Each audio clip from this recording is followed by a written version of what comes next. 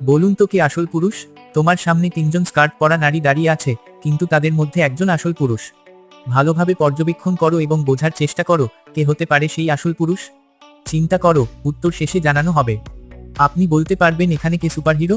1 নম্বর একজন পানি কিনেছে, 2 নম্বর একটি হাতুড়ি কিনেছে, 3 নম্বর প্রচুর স্ন্যাক্স কিনেছে, আর 4 নম্বরে একজন একটি মুখোশ কিনেছে। ভালো করে খেয়াল করো, তাদের মধ্যে কে লুকানো সুপারহিরো? উত্তর সামনে দেওয়া হবে, তার আগে দয়া করে লাইক দিয়ে দাও। আর এখানে কে স্মার্ট কার চালাচ্ছে? সবুজ রঙের গাড়ির চালক, লাল রঙের গাড়ির চালক, হলুদ রঙের গাড়ির চালক। এখন তোমার পর্যবেক্ষণ শক্তি কাজে লাগাও এবং বলো কে চালাচ্ছে স্মার্ট কার।